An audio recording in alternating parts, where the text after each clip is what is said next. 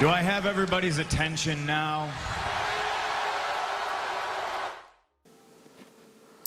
Yo, ici c'est Catch Attrape, la chaîne On Parle Catch. Avant de commencer cette vidéo, j'aimerais vous demander de vous abonner, de liker, de commenter, de partager si vous aimez bien sûr mon contenu. C'est très important pour le développement de la chaîne. On commence directement avec la première review de cette semaine. Review de Monday Night Raw du 4 août 2020. Et on commence immédiatement avec le match pour le titre des États-Unis. Le champion des États-Unis officiel Apollo Crews contre le champion des États-Unis intérim MVP. Crews est de retour, malgré le fait est que The Hurt Business, Shelton Benjamin et Bobby Lashley soient aux abords du ring, c'est Apollo Crews qui s'impose et qui récupère son titre des États-Unis avec une power bomb. Ensuite, on enchaîne avec le KO Show, le Kevin Owens Show présenté par, bien sûr, Kevin Owens, qui sont invités ce soir et Ruby Riott. Ruby Riott qui s'excuse auprès de Liv Morgan pour la façon dont elle l'a traité à son retour à Raw. Elles sont coupées par les Iconics qui sont pas contents de ne pas être invités au Kevin Owens Show et Peyton Royce met une gifle à Kevin Owens, ce qui nous amène au match suivant, les Iconics contre le Riot Squad, donc Ruby Riott et Liv Morgan. Kevin Owens est au commentaire. On voit que Liv Morgan est contente d'être là. Elle est contente d'être de retour sur les écrans et d'être enfin sur un ring et de ne pas faire de segments bizarres où elle raconte sa vie, où elle pleure face cam. Franchement, ces segments-là, c'était de la grosse merde. C'était l'incompréhension. C'est comme le hacker. C'est des trucs, il faut jeter à la poubelle. Il faut qu'on oublie ça. Donc, elle est contente de revenir sur le ring et ça se voit. Donc, victoire de Riot Squad avec un roll-up de Liv Morgan sur Billie Kay. Et après le match, Liv Morgan se fait défoncer par Billie Kay et Peyton Royce. Mais c'est Ruby Riott qui vient l'aider. Donc, et elles mettent en déroute les Iconics. Donc, Liv Morgan et Ruby Riott à suivre. Peut-être la reformation du Riot Squad. C'est à voir. On enchaîne ensuite avec Drew McIntyre qui est sur le ring. Il dit que Randy Orton est qu'un opportuniste qui profite de la vulnérabilité des gens depuis 20 ans. Mais qu'ils ont une chose en commun, c'est que Vince McMahon les a choisis comme élus, mais que Orton a tout eu grâce à son père et qu'il y a toujours eu des gens pour réparer les conneries de Randy Orton, par exemple l'évolution, par exemple la Legacy. Et ensuite à Randy Orton qui arrive avec Ric Flair, il dit qu'il aurait pu être envoyé plusieurs fois, qu'il a eu beaucoup d'opportunités tout simplement parce qu'il est l'élu et qu'il est le meilleur. Drew McIntyre dit que Orton représente tout ce qui est mauvais à la WWE, qu'il n'a jamais aidé les jeunes talents comme Michaels et Triple H ont pu le faire pour lui. Et il dit que Randy Orton n'est pas un leader, mais qu'il est qu'un égoïste et il vengera toutes les superstars qui ont été frappées à la tête à SummerSlam. Très intéressant ce segment, c'était le meilleur segment de la soirée, faut dire la vérité. Les deux ont une chose en commun, c'est qu'ils ont été choisis comme élus.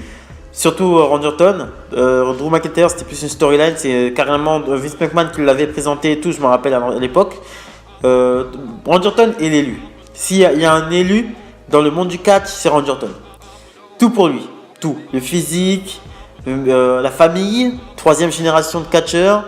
Voilà, Randy Orton a toujours été dans les petits papiers de Vince McMahon. Vince McMahon a beaucoup aimé Randy Orton. Randy Orton aussi a subi des mauvaises passes, mais Vince McMahon a toujours aimé Randy Orton parce que c'est quelqu'un de très talentueux. Il faut dire ce qu'il est, c'est quelqu'un de très talentueux. Donc, élu contre élu. L'élu déchu, qui est Drew McIntyre, contre l'élu, en gros, qui a réussi contre Randy Orton. Très intéressant et je vais suivre ça de très près. On enchaîne ensuite avec Nia Jax, qui est sur le ring, qui doit s'excuser auprès de l'officiel Pat Buck, qu'elle a agressé la semaine dernière. Mais au lieu de ça, elle le défie dans un match et elle se met à le provoquer et il finit par la suspendre et elle lui met un coup de boule. Et ensuite elle le dégage du ring et Pat Buck se retrouve avec une grosse tache de fond de teint sur l'épaule. On enchaîne ensuite avec Shelton Benjamin contre Akira Tozawa et contre R-Truth pour le titre 24/7. Victoire de Akira Tozawa.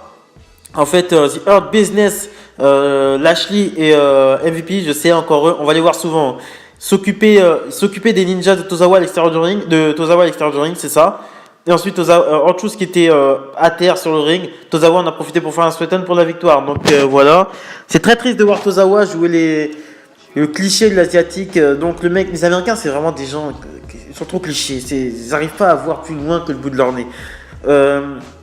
C'est un asiatique, donc il faut obligatoirement qu'il fasse des wata et qu'il porte des trucs et qu'il joue au ninja. Mais d'un cliché, mais d'un cliché sans nom.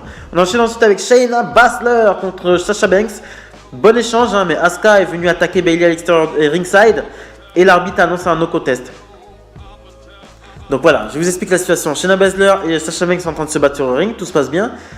Asuka vient attaquer Bayley qui était ringside et les deux se font disqualifier. Ce qui n'a absolument aucun sens. Oh, ça n'a aucun sens. Je vais passer ça parce que ça a commencé vraiment à m'énerver. Et ensuite, Asuka réclame un match pour le titre à SummerSlam. Sasha Banks accepte à la condition qu'elle batte Bayley la semaine prochaine. Donc nous aurons Asuka contre Bayley la semaine prochaine. Shane O'Mac est là de retour. Il a une annonce à nous faire. Il annonce le Raw Underground, une sorte de champ de bataille avec peu de règles.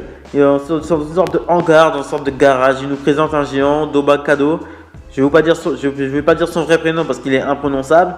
Et bon, c'est un ring noir dans un garage avec des stripteaseuses. J'avais déjà entendu parler de cette rumeur qui voulait faire un peu des trucs dans des bars, dans des lieux un peu insolites. Bon, c'est nul quoi.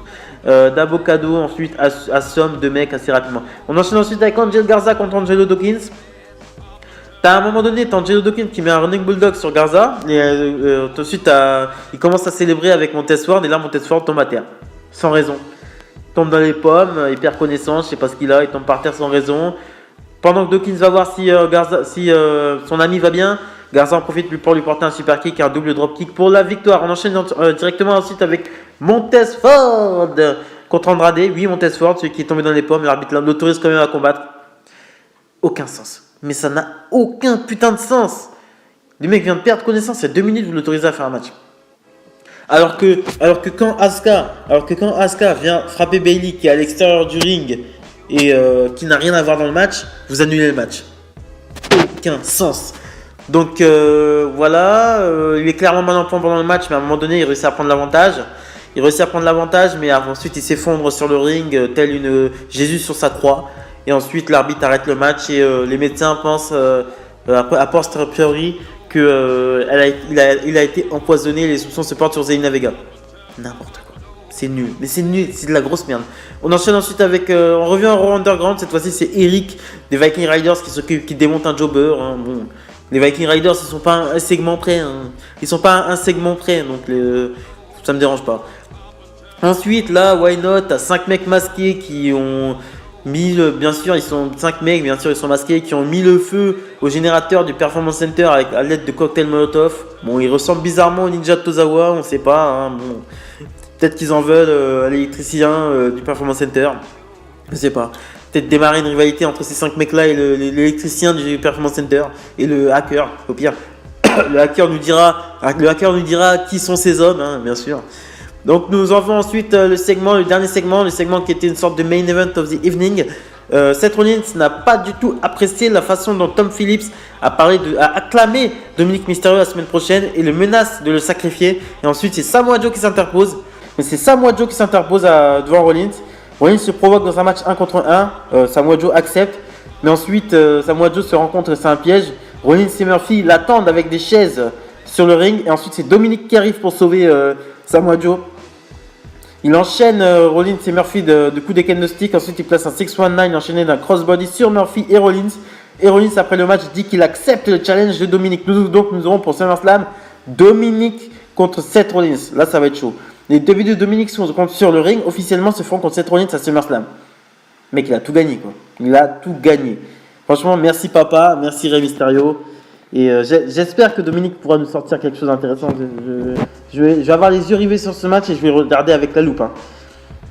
Je ne pardonnerai rien à Dominic sur ce match. Je ne lui pardonnerai rien. On enchaîne ensuite avec... On revient, ça c'était un peu, on va dire, un bonus au Raw Underground où on retrouve The Hurt Business. Donc MVP, Shelton Benjamin et Bobby Lashley qui ont tout perdu ce soir. Ils ont perdu le titre des États-Unis, ils ont perdu le titre 24/7. Et ensuite, on les voit en train de dérouiller des jobbers, dont Isaiah Swerve Scott. Donc, des matchs la semaine prochaine, nous aurons Kevin Owens contre Randy Orton, ça sera très intéressant. Nous aurons Bayley contre Sasha Banks. Match pour Asuka, match à enjeu, puisque Asuka, si elle gagne ce match, pourra affronter Sasha Banks à SummerSlam. Et nous aurons, et là, je vais vous faire les premiers matchs pour SummerSlam. Dominic contre Seth Rollins, Garza et Andrade contre Street Profits, Orton contre McIntyre. Conclusion de l'épisode d'Euro, c'était de la grosse merde. Un condensé de conneries, il y avait beaucoup trop de choses pour qu'on retienne une chose en particulier. C'était trop, hein. C'était un fourre-tout de conneries. Vas-y, Nia Jax, Benjamin, Shayna Baszler, Shane O'Mac. Putain, mais il y avait trop de segments inutiles. C'était pas bon. Je vais pas vous mentir. Voilà, c'est ce que je pensais du Raw du 4 août 2020. Abonnez-vous, likez, commentez, c'est très important pour le développement de cette chaîne. Salut les amis!